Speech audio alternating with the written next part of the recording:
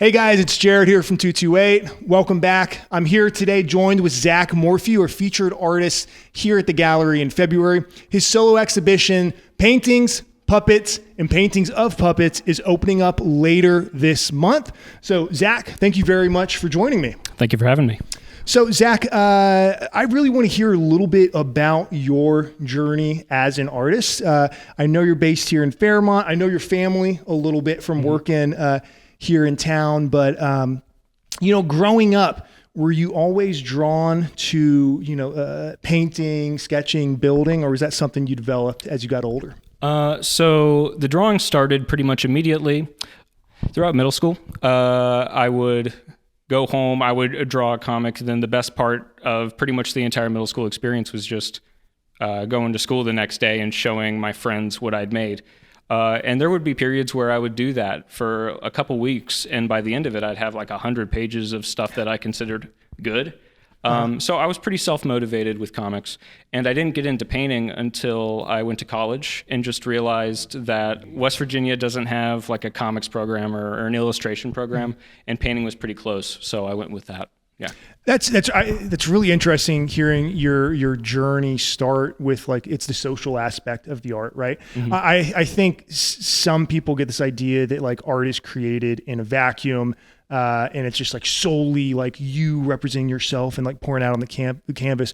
But for myself, my artistic process has always been sharing it with other people. And so hearing your journey kind of kickstart with that process of sharing your work with your friends, I think is really interesting. And I think you see some evidence of that journey now with the way and the avenues that you share your work through social media and through Patreon, which I'd like to talk about in a little bit.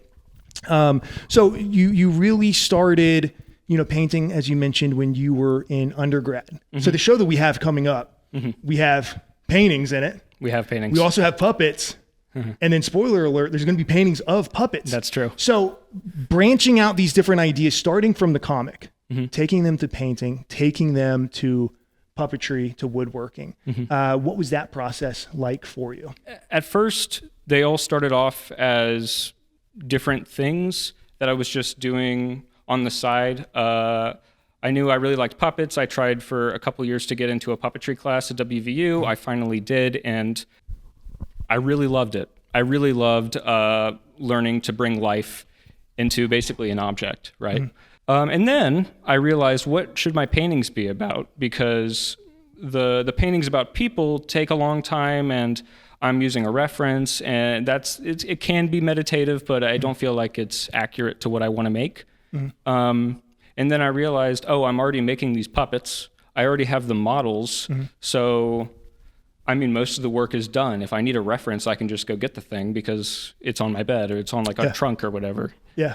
So. And those models, they sit well. Yeah. And compensation's probably pretty low, right? What was it? Compensation, paying for the mod, they'll sit for free as long as you need them to. So it's this whole idea for you. When I see your work, it's the creation and the building of these worlds, and that's what I think is really fun. Is because you have these characters or these different forms that inhabit different physical spaces, whether it's on an oil painting, whether it's on charcoal drawing, or it is the wooden puppet as well. And so it's just, for me, looking at your work, it's really fun to see this ecosystem that you are creating. Within that, there are some characters that I see pop up in different, whether it's on social or even at looking at the art that we're going to have hanging here in the gallery. Who are some of those characters? Where do they come from? So we have a couple characters. The puppet is named Orlando because I sold it to somebody and they named it Orlando, and I said, okay. And I just loved the design of this puppet I made so much that it just kind of infected my work for a few months. And so a lot of the work is about that puppet. And I'm going to have the puppet here. So that will be here Orlando will be here. His schedule's clear. Good. Yeah. Okay, good. My hands are getting clammy. Orlando is going to be here. Yeah. So there's that. Okay. I also draw or I paint a lot of bears. Paint and draw a lot of bears. And I don't really know why that is. I just kind of do it. It just happens, right? I just start doodling and suddenly there's a bear. And looking back at photos of like my bedroom when I was 4 or 5 or whatever, the theme was bears for some reason. And it took me forever to realize that I've been seeing bear imagery my whole life. So it was just kind of ingrained in what I like visually. Yeah. So that's really interesting. Yeah. So there's going to be a lot of bears and a lot of puppets. Okay. Yeah. Wow. Yeah. That's something like, I don't have any kids now, but if I ever did, like, if you put too many, giraffe or something, that's a common thing, to put on like a kid's room, maybe in 20 years from now, they're going to be, making sculptures of giraffes. That's really interesting. So I want to chat a little bit now about what can we expect this next month when we open up your solo show, Puppets, Paintings, and Paintings of Puppets. So you can expect those things.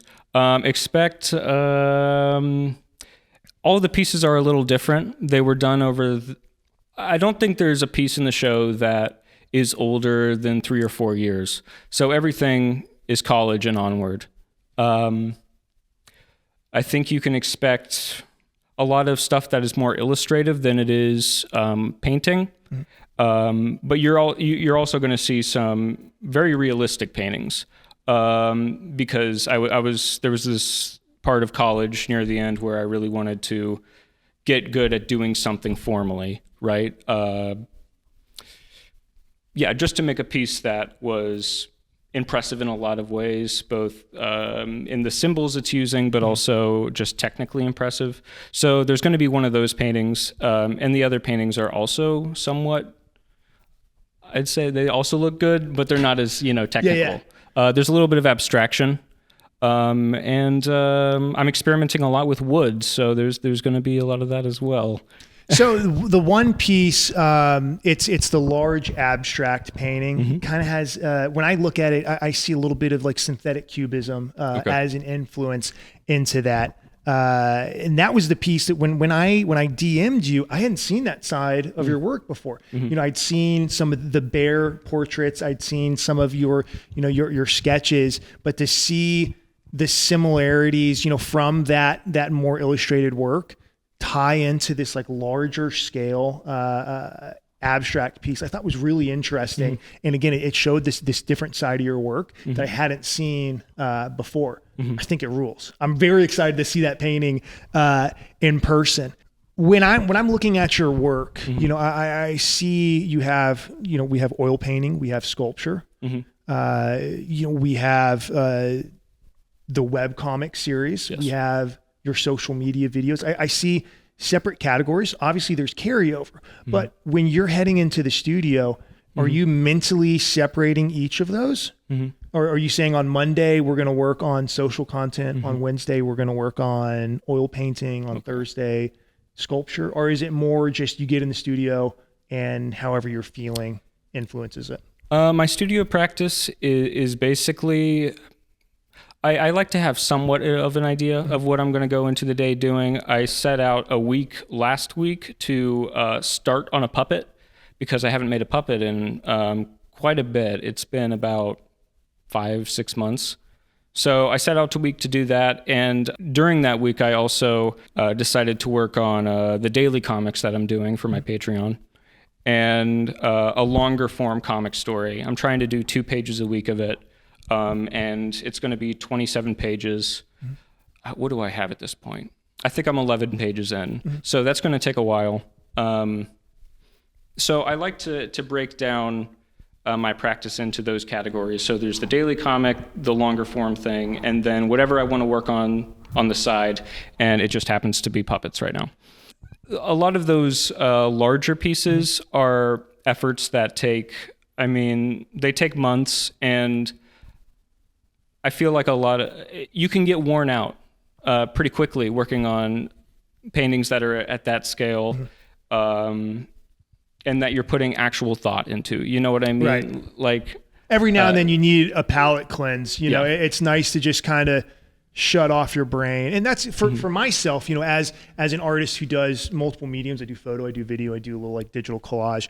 I find the ability to switch between each of those as a way to hopefully fight off like artist fatigue or creative block. Definitely. Because if I'm fed up with doing photos, then maybe the next time I go out, let's say, hey, let's focus on some video content, or let's focus, if I'm tired with both of those, let's focus on some kind of like mixed media collage. Yes. And so for myself, I would like to think it's a way of prolonging my like creative spirit and my like my that burn that I have to like actually make work. Yeah.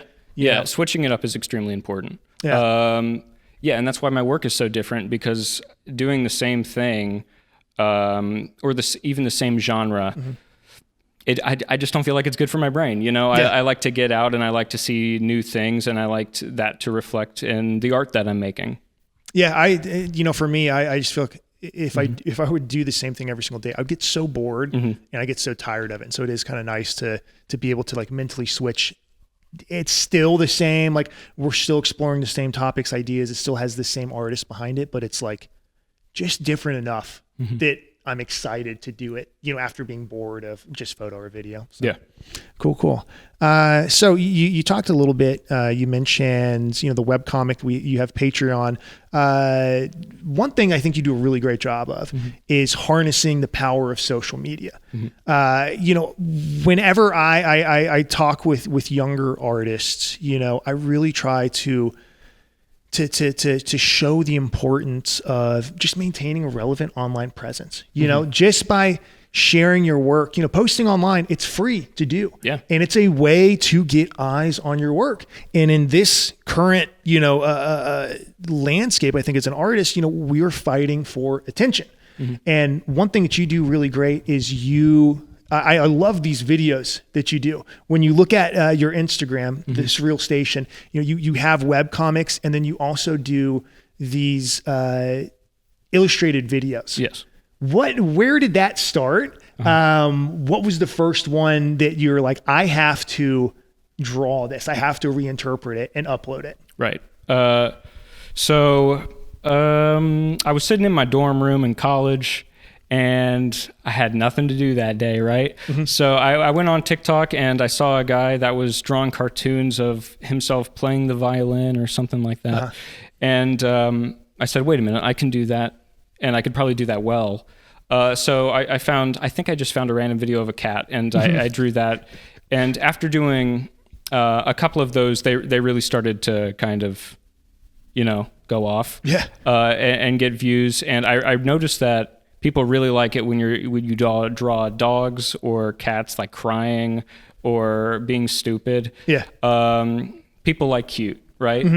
And I like making those videos because we were talking earlier about kind of shutting your brain off. Well, I consider that stuff content. Yeah. Right? And then I consider the other stuff I'm doing, like what will be here, that's my art.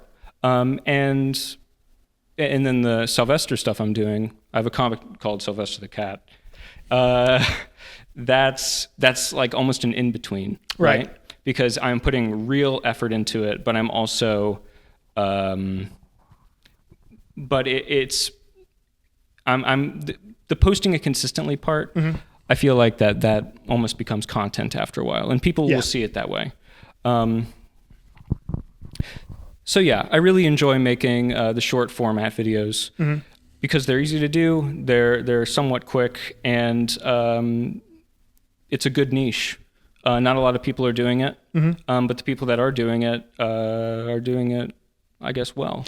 And to your credit, like it's the videos are fun. It shows off your ability to convey emotion, whether it's surprise, it's anger, it's the joy of the cat or whatever animal's on there. It showcases that in your style in an effective way, and most importantly, it's a way. It caters, when you talk about this idea of content, I think a lot of artists are afraid to view stuff that they create as content, because that's kind of become like a dirty word where it's like, well, I want to make art. But in this current like attention economy, I think it's so smart to be able to create something like you do that serves as a hook. And this is not just to a couple people. I mean, some of these videos are getting, over 1 million views, hundreds of thousands of likes. This is a way for you to introduce a larger audience, Yes. a larger audience than we have in this entire, city of Fairmont, the entire North Central area to your work. And I know that's something, for myself as someone who likes to consider themselves as like a capital A artist at times, right? I've been toying with this idea is like, how do I create stuff that is easily digestible, that connects to my brand, and that will help grow awareness and serve as like a marketing tactic. And so I think you have done a great job of making something that, one, is incredibly fun to watch, and two, it introduces people to your work and shows off your skills in a way that feels connected to your brand and what you're doing. So I want to like hats off to you, dude. I think what you're doing is really great.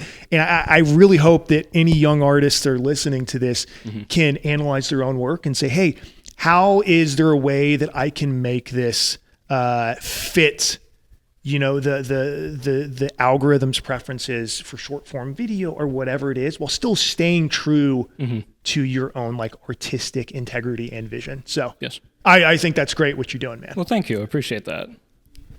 Salvester. Yes. Or Silva. It's S-A-L? It's S-A-L. It's purposely spelled wrong. I say because I spelled it wrong the first time I spelled it, so I have to do that every time since. That's the same with Horstle, who is spelled H-O-R-S-T-L-E, and it's always been spelled that way. I don't know why. It just is how I spell it. How long have you been creating Sylvester in Horstle? Horse? Is there a T in there, or is it horse? It's just Horstle, but there is a T in there in the spelling. Okay, it's kind of silent. Yeah, it is. Yeah, it does. But yeah, so I've been doing the Sylvester series, I think since March 2023. So it's been a little while, and yeah, I just started posting them online, like I did with the short form content, just because it was from my sketchbook, and I thought maybe somebody will appreciate it, and people started to appreciate it. Something I'm excited about is I just got a bunch of these comics finally printed. So there's going to be, it's like a 92-page book, which I'm proud of because for the longest time I've just been wanting to publish something and get something printed and have it physically in my hand. And it feels really good to work on this series. I mean, this isn't really that impressive because a lot of 92 pages that's more than I've probably written in my entire life. And I was in school for like 7 years. 92 pages is nothing to like scoff at. That's a thick book. That's a big book. It feels good. Yeah, that's awesome, man. It feels good to have it out, and I'll have some of those copies here on the show when the show comes. Yeah, it's going to be great.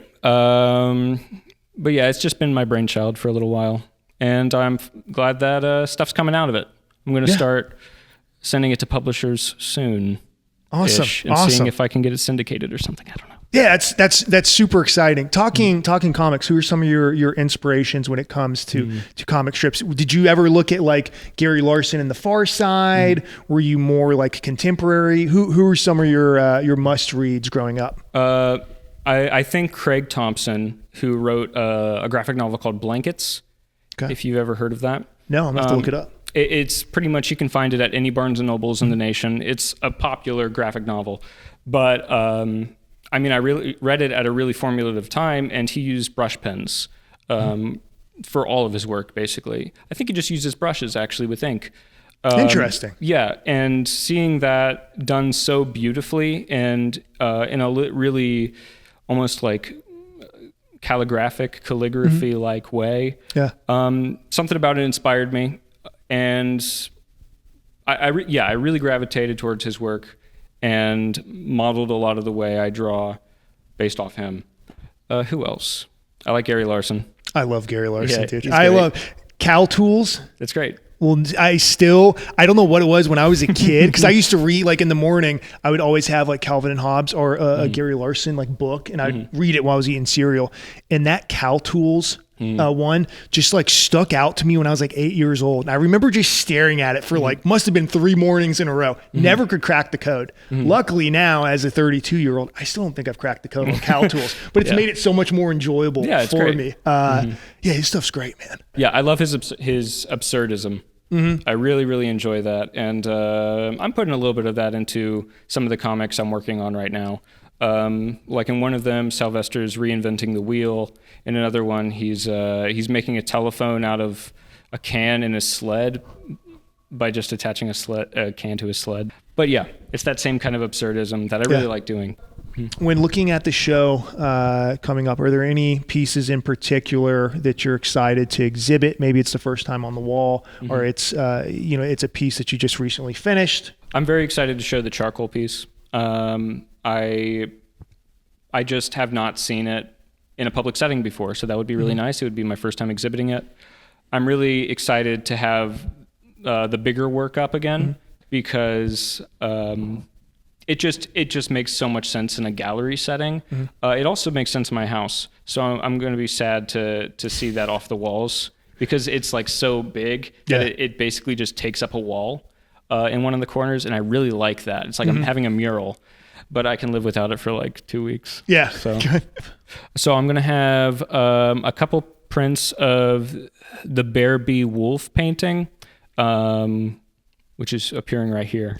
I don't know. Right there. But yeah, so we're going to have prints of that, and we're going to have prints of a comic series I've been working on since March 2023 called Sylvester the Cat. There's going to be a bunch of copies here, and I hope people are interested in it. Yeah, I'd say they will be. I don't know. Who knows? I'm definitely grabbing a couple copies. I know that people will be very excited to see it. So moving forward, what can the people expect from Zach Morphew? More comics, more oil paints, more puppets, more paintings of those puppets?